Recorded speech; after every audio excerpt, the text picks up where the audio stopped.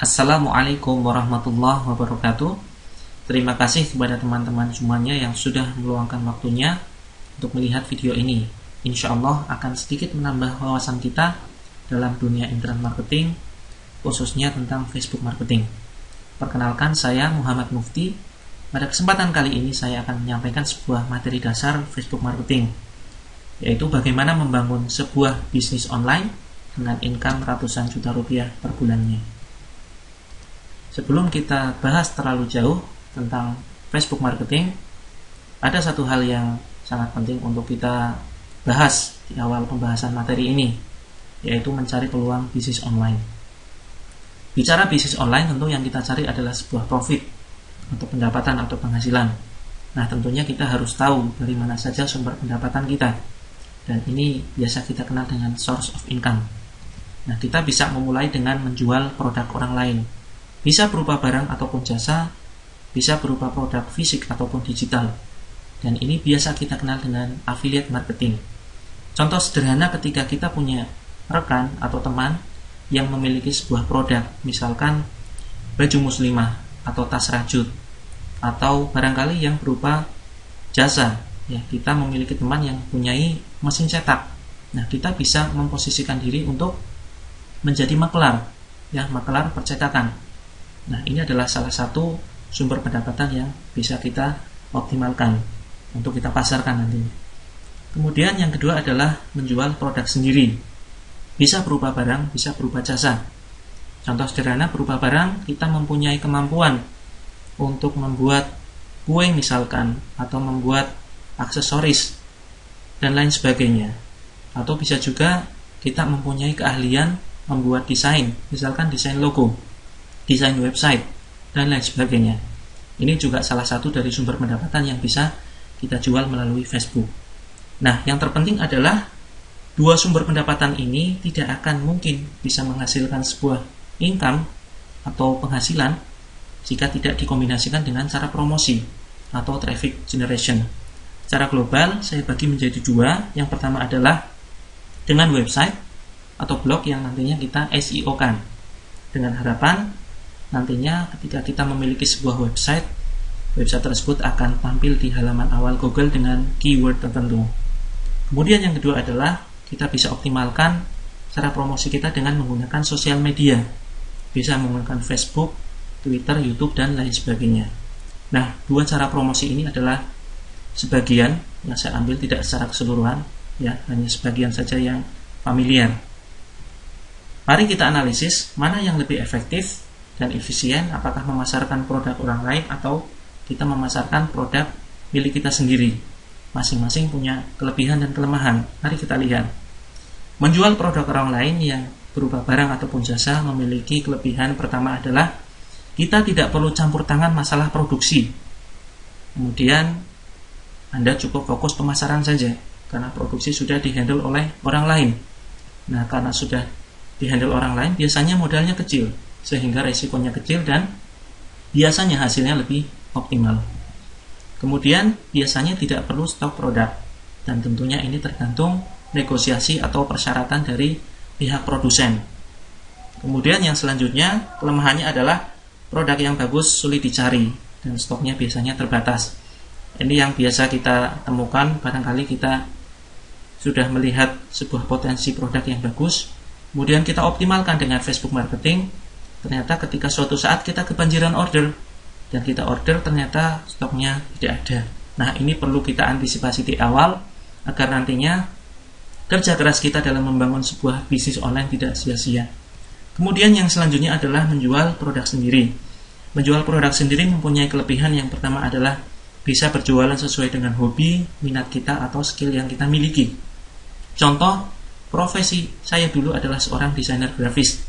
Saya menjual jasa saya menjual jasa membuat logo, membuat desain website, brosur, dan lain sebagainya. Nah, ini tentunya bisa kita sesuaikan dengan keahlian yang kita miliki. Kemudian kelemahannya adalah ribet ngurus masalah produksi sekaligus marketing. Ya, untuk meledakan sebuah penjualan produk, kita butuh strategi marketing yang cukup bagus, butuh strategi marketing yang sangat-sangat brilian, sangat cerdas. Ya, ini saja cukup menyita waktu kita. Apalagi kalau ditambah dengan masalah produksi, tentu bisa jadi fokus kita akan pecah terhadap dua hal, terhadap produksi dan juga terhadap marketing. Nah, jangan sampai kita yang baru memulai sebuah bisnis pecah konsentrasi, ngurusi produksi sekaligus ngurusi marketing. Kalau bisa, serahkan produksi kepada orang lain. Kemudian yang selanjutnya adalah biasanya butuh tempat yang cukup luas untuk produksi dan untuk stok produk dan lain sebagainya. Kemudian kelemahan yang lain adalah biasanya modal besar. Karena modalnya besar, risiko kegagalan cukup tinggi. Bisa jadi produknya tidak laku, kesalahan manajemen karyawan, kesalahan keuangan dan lain sebagainya. Kemudian yang terakhir adalah sulit menerapkan sistem reseller atau keagenan. Nah, ini insya Allah akan kita bahas di lain kesempatan. Jika boleh saya sarankan, cara termudah memulai bisnis online adalah menjadi seorang affiliate marketer. Di awal pembahasan materi ini sudah saya sampaikan bahwa affiliate marketing adalah suatu usaha memasarkan produk orang lain. Tahapannya adalah yang pertama, kita mempelajari apa itu affiliate marketing, terus kemudian kita mulai melakukan riset produk dan riset pasar. Nah, ini sangat penting untuk kita lakukan di awal sebelum kita memulai sebuah bisnis online, karena bisa jadi ketika kita salah melakukan riset produk dan riset pasar, maka hasilnya akan fatal sekali. Ketika kita memasarkan produk, maka yang bisa kita jual sebaiknya adalah produk-produk yang memang dibutuhkan masyarakat, tetapi ketersediaannya di pasar sangat terbatas. Ya, misalkan ada krim pemutih atau lulur atau produk-produk lainnya yang kira-kira sangat dibutuhkan masyarakat tetapi tidak mudah ditemui di pasar lokal, di supermarket, di toko-toko dan lain sebagainya. Ya. Jangan sampai kita salah melakukan riset. Ya. Ketika kita salah melakukan riset produk ataupun salah melakukan riset pasar, maka yang terjadi bisa jadi kita akan gagal.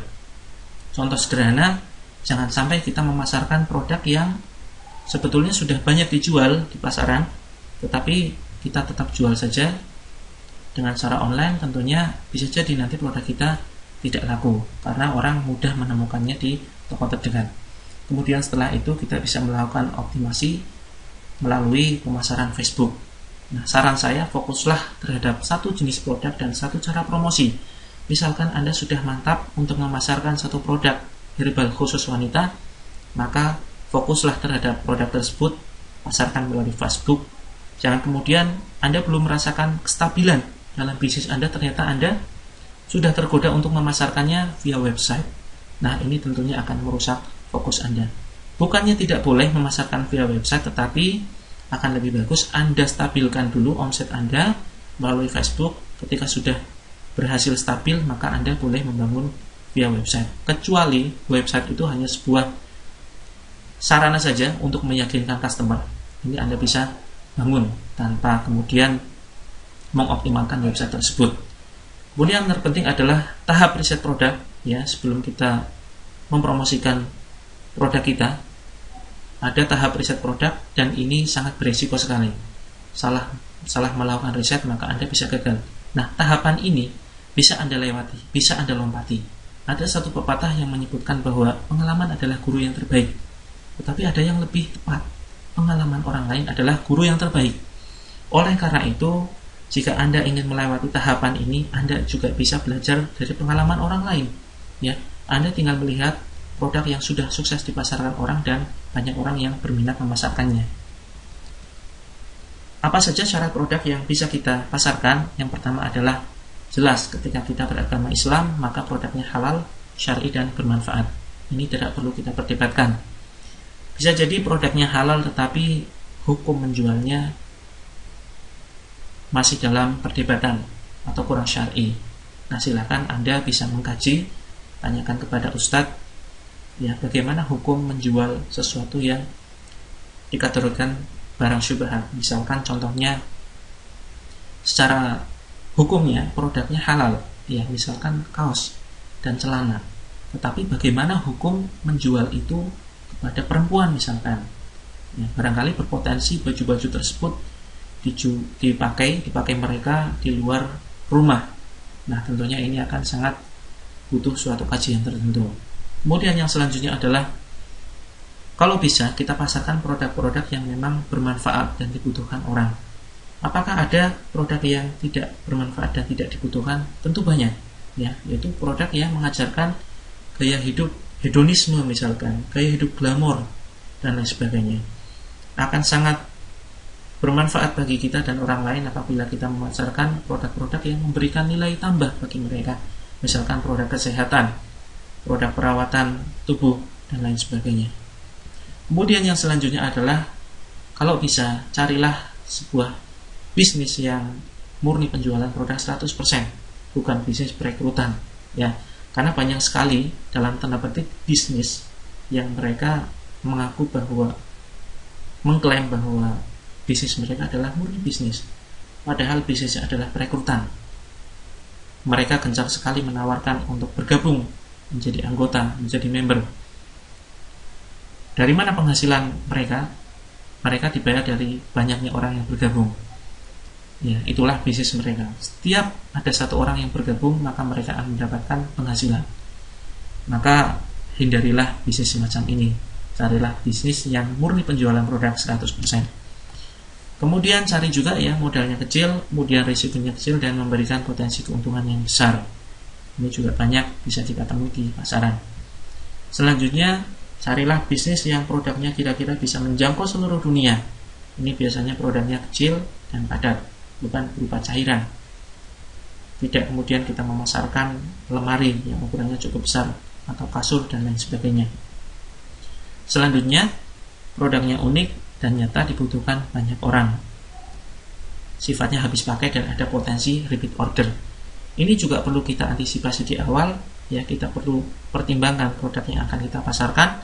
Produknya memang benar-benar unik dan nyata. Artinya tidak banyak tersedia di pasar, tetapi dibutuhkan banyak orang. Sifatnya habis pakai dan ada potensi repeat order. Artinya ketika mereka membeli produk kita, kemudian karena butuh, ketika habis mereka akan beli lagi. Kemudian selanjutnya carilah bisnis yang ada pelatihan online maupun offline-nya, full support system. Ini penting untuk kita pertimbangkan di awal, karena ketika kita suatu saat mengalami kesulitan dalam menjual suatu produk, kita bisa tanyakan melalui pelatihan tersebut. Selanjutnya, syarat yang penting untuk kita pertimbangkan adalah target pasar spesifik dan luas. Saya sarankan Anda bisa membidik target pasar perempuan. Selain dari karakter mereka yang hobi belanja, mereka juga sangat mudah kita pengaruhi dari sisi emosional. Ada teknik closing yang sangat manjur sekali untuk kita praktekkan hanya untuk perempuan saja, tapi akan sangat kesulitan jika kita praktekkan kepada pasar laki-laki. Lagi pula, jumlah persentase penduduk perempuan jauh lebih banyak daripada penduduk laki-laki. Kemudian selanjutnya bisa dilakukan siapapun, kapanpun, dimanapun, baik sebagai bisnis utama atau bisnis sampingan. Ini untuk kepentingan kita sendiri dan untuk kepentingan reseller kita. Karena tidak semua orang mereka akan menjadikan bisnis online itu sebagai bisnis utama. Rata-rata adalah pelakunya ibu rumah tangga yang hanya menjadikan bisnis online mereka adalah bisnis sampingan. Artinya carilah bisnis yang tidak harus dikerjakan full, ya, full standby dari pagi sampai sore. Carilah yang bisa dijadikan bisnis sampingan. Kemudian ada peluang pendapatan ratusan juta rupiah hingga tak terbatas dan bisa dihitung secara logis. Contoh sederhana, kita memilih sebuah produk yang keuntungan, ya, selisih dari harga agen dan harga konsumennya adalah misalkan 100.000. Kita mendapatkan keuntungan 100.000, maka ketika kita bisa menjual 1.000 produk dalam sebulan, maka yang kita akan dapatkan adalah 100 juta rupiah. Ini adalah perhitungan yang sangat logis dan sederhana. Kemudian yang terpenting ada aturan jelas dan adil dari produsen atau perlindungan bagi agen atau reseller. Ini juga insya Allah akan saya jelaskan di lain kesempatan. Kemudian bersistem autopilot sehingga bisa diwariskan. Ini sangat penting karena suatu saat jika kita memasang sebuah sistem, diharapkan bisnis tersebut akan tetap berjalan walaupun tanpa campur tangan kita sendiri. Kemudian yang terpenting adalah aman dijalankan dalam jangka panjang. Jangan sampai kita memilih sebuah produk atau sebuah bisnis yang hanya booming sesaat saja, yang hanya musiman. Lalu kemudian, kenapa saya sarankan dengan menggunakan Facebook? Karena pertama, penggunanya luas, mudah dijangkau. Dari pasar menengah hingga pasar kalangan atas, mereka sudah mengenal Facebook. Dari anak SD hingga profesor, mereka menggunakan Facebook. Saat ini penggunanya di Indonesia mencapai 60 juta lebih. Sedangkan di dunia hampir mencapai 2 miliar. Nah, ini tentunya potensi pasar yang sangat luar biasa. Kemudian mudah dilakukan siapapun. Artinya, seperti yang sudah saya bahas sebelumnya, bahwa penggunanya sangat luas dan bisa dilakukan siapapun. Bahkan kalangan orang-orang yang tidak mempunyai basis latar belakang pendidikan, mereka bisa dan terbiasa menggunakan Facebook. Biaya hemat bahkan gratis. Kita bisa mengoptimalkan Facebook dengan cara gratisan. Kemudian mudah membidik target pasar. Misalkan kita sudah mantap memasarkan suatu produk khusus perempuan misalkan, maka kita bisa membidik target pasar perempuan dengan spesifik, dari umur tertentu, lokasi tertentu, pekerjaan tertentu, pendidikan tertentu. Sangat-sangat mungkin dan mudah untuk kita bidding. Dan ini hanya bisa dilakukan dengan Facebook, tidak bisa dengan website. Kemudian selanjutnya, sistem bekerja untuk kita. Bagaimana kita bekerja cerdas. Artinya ketika kita sudah kewalahan order, kebanjiran order, kita cukup merekrut satu admin atau karyawan yang khusus sebagai customer service. Kita tidak perlu merekrut satu tenaga marketing. Ya, ini adalah suatu penghematan bagi kita. Apa syarat untuk bisa berbisnis online? Jika Anda sudah bisa mengoperasikan handphone, minimal SMS dan mengangkat telepon, serta terbiasa bermain dengan Facebook, maka Anda sudah bisa menghasilkan uang dari internet. Ya, itu saja. Nah, ini merupakan sebuah contoh produk habis pakai, unik dan bermanfaat, pasar spesifik dan luas. Ada krim pemutih misalkan, ada makanan ringan, ada sabun pemutih, dan lain sebagainya. Demikian yang bisa saya sampaikan pada kesempatan kali ini. Saya yakin masih banyak kekurangannya, kurang lebihnya mohon maaf. Assalamualaikum warahmatullahi wabarakatuh.